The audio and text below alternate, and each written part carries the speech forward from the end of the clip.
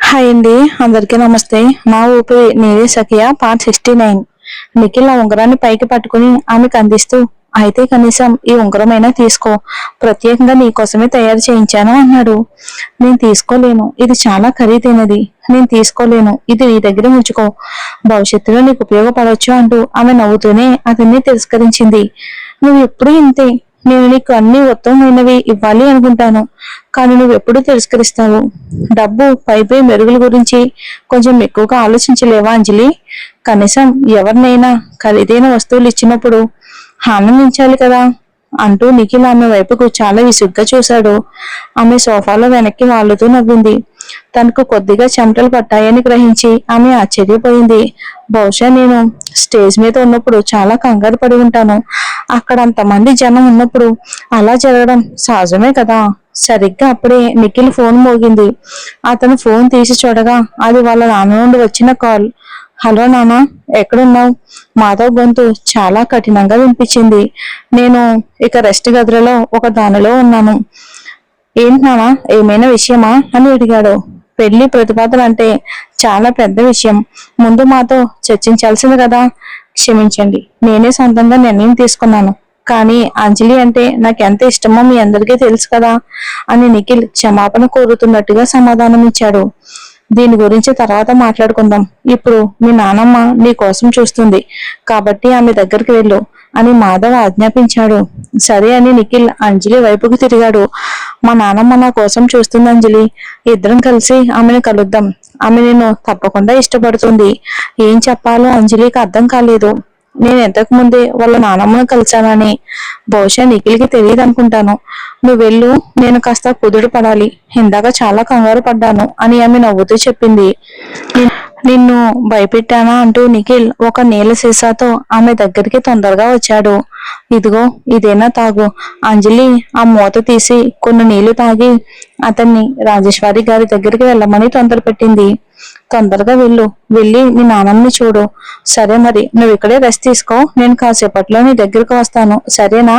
అలా చెప్పి నిఖిల్ తలుపు తెరిచి వెళ్ళిపోయాడు. నిఖిల్ వెళ్ళగానే అంజలి ఒక్కసారిగా చాలా ఊరట చెందింది. ఆమె మరి కొన్ని గుక్కల నీళ్లు తాగి తన అరచేతిని బుగ్గపై నొక్కుంది. అది ఇంకా కొద్దిగా మండుతున్నట్టు ఆమెకు అనిపించింది. బహుశా నేను ఇంకా సిగ్గుతో ఎర్రబడుతున్నాను. ఇంతలో బయట వేడుక ఇంకా చాలా జోరుగా సాగుతుంది. ఆ పెళ్లి ప్రతిపాదన అందరిలో ఉత్సాహాన్ని నింపింది. మరియు ప్రతి ఒక్కరూ అంజలి కుటుంబం నేపథ్యం గురించి ఊహాగానాలు చేయటం మొదలుపెట్టారు. ఆమెకు బహుశా ఏదో గొప్ప కుటుంబ నేపథ్యం కూడా పలుకుబడి ఉండే ఉంటుంది, లేకపోతే మాధవ్ గారి అబ్బాయి ఆమెకి ప్రపోజ్ చేయడానికి ఎంత కష్టపడాడు కదా. కానీ ప్రకాష్ గారి కుటుంబం గురించి నేను ఎప్పుడు వినలేదే. అంజలి ఎవరో తెలుసుకోవడానికి ప్రయత్నిస్తూ కొందరు మహిళలు తమలో తామే ముచ్చటించుకుంటున్నారు. ఇందాక ఆమె రాజేశ్వరి గారితో చాలా స్నేహంగా ఉండడం చూశాను. బహుశా ఆమె రహస్యంగా ఏదైనా ధనిక కుటుంబానికి చెందినదేమో అని మరొకరు అన్నారు. అది నిజమే, ఆమె అందంగా ఆకర్షణీయంగా ఉంది, కానీ వాళ్ళ కుటుంబం ఏ వ్యాపారంలో ఉందో మనకు తెలియదు అని ఇంకొకరు వ్యాఖ్యానించారు. సరిగ్గా అప్పుడే ఒక మహిళ వాళ్ళ మాటలకు అడ్డు తగిలింది. ఓ, ఇందాక ప్రతిపాదన అందుకున్న అమ్మాయి ఎవరో నాకు తెలిసినట్టుంది. కొందరు మహిళలు తలలు తిప్పి చూడగా చేతిలో వైన్ గ్లాస్ తో ఉన్న ఒక యువతి కనిపించింది. ఆ మహిళలో ఒకరు ఆ యువతి ఎవరో గుర్తుపట్టారు. ఆమె ఇందాక రాజేశ్వరి గారి ధర్మ మనవరాలు కదా.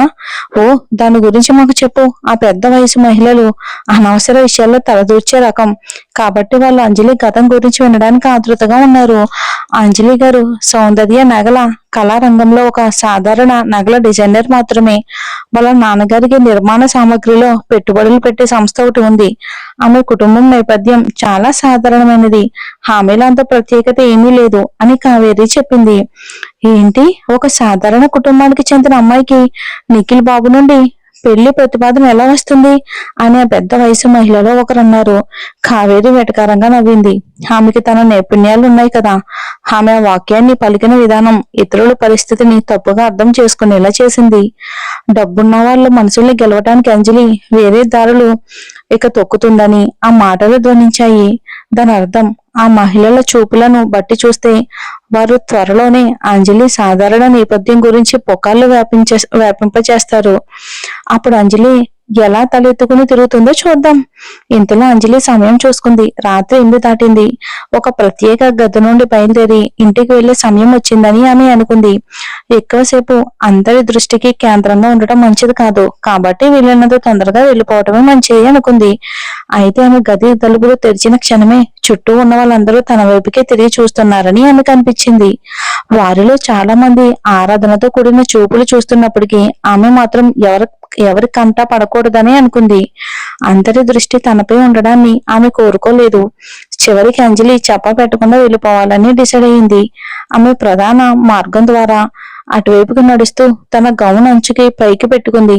అదే సమయంలో అంజలి ఏం చేస్తుందో తెలుసుకోవాలనే ఉద్దేశంతో కావేరి ఆమె కోసం వెతుకుతూ తిరిగింది. యాదృచ్ఛికంగా కావేరి కళ్ళు ఎంట్రన్స్ ద్వారం వైపుకి వెళ్తున్న తన లక్ష్యం మీద పడ్డాయి. ఇప్పుడు వెళ్ళిపోతుందా?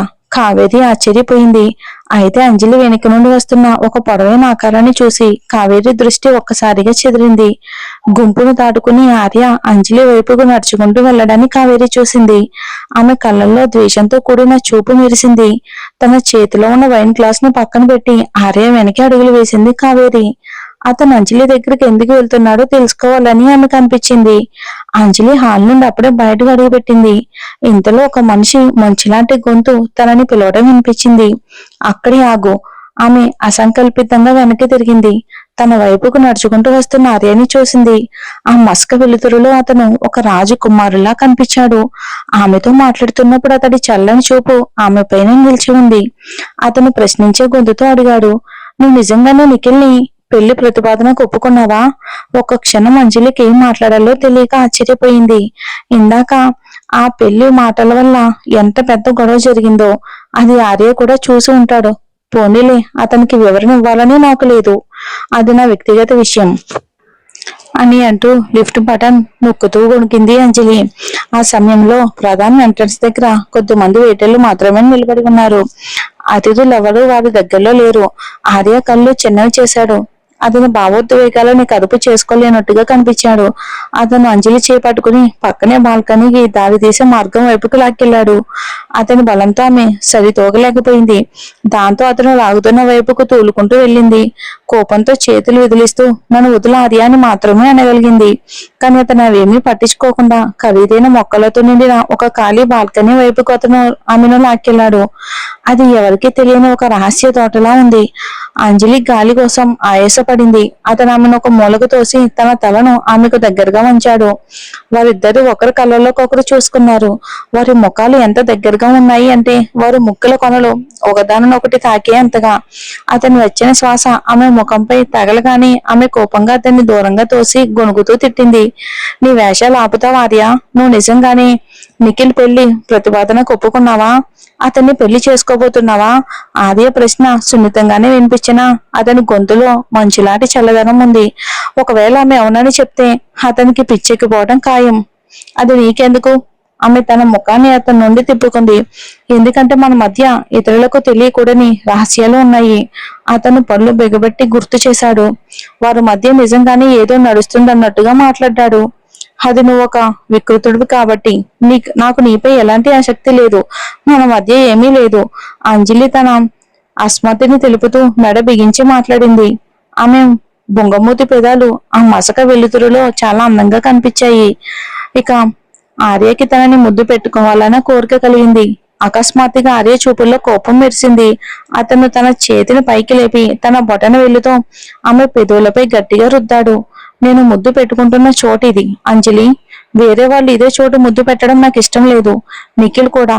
నువ్వు అంజలి వ్యతిరేకించడానికని ప్రయత్నించింది. అయితే మాట్లాడడానికి ఆమె పెదాలు కొద్దిగా విడవగానే అతను ఆమె తల వెనుక తన చేతిని నొక్కిపెట్టి ఆమెకు మరింత దగ్గరగా కదిలాడు. కొన్ని క్షణాల పాటు ఆమెకు బుర్ర పనిచేయటం ఆగిపోయింది. ఆమె ఒక నీరసమైన ఆ మూలుగును మాత్రమే విడుదల చేసింది. ఎందుకో తెలియదు, అతని ముద్దులో ఏదో మాయింది. అది ఆమె మనసుని శరీరాన్ని గడ్డ కట్టించింది. తనకి ఏదోలా ఇబ్బందికరంగా అనిపించింది. ఆ క్షణంలో తనను తానే చెంపదెబ్బ కొట్టుకోవాలి అనిపించింది అంజలికు. తన మీద తనకే కోపం వచ్చింది. అని గొణికింది అంజలి. అతను ఆమె చేతులను ఆమె తలపైకి ఎత్తాడు. మళ్ళీ చెంపదెబ్బ తినాలని లేదు కాబోలు. అతను తనని తాకుతూనే ఉండడంతో ఆమె సహనం కోల్పోవటం మొదలయ్యింది. అయితే తలుపు వెనక నుండి ఒక వ్యక్తి అసూయతో వారి వైపుకు తీక్షణంగా చూస్తుందని వారిద్దరూ గ్రహించలేదు. ఆ వ్యక్తి తలుపు దగ్గర ఉన్న మొక్కల గుంపు వెనక దాకుంది. కానీ ఆమె తనని చంపేసేలాంటి చూపును వారిపై నిలిపింది. ఇంతకు ముందు వారి మధ్య ఏదో నడుస్తుందని కావేరి కేవలం అనుమానించేది.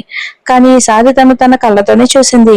ఆర్య అంజలి కలిసి లోపలికి రావటం కావేరి చూసింది.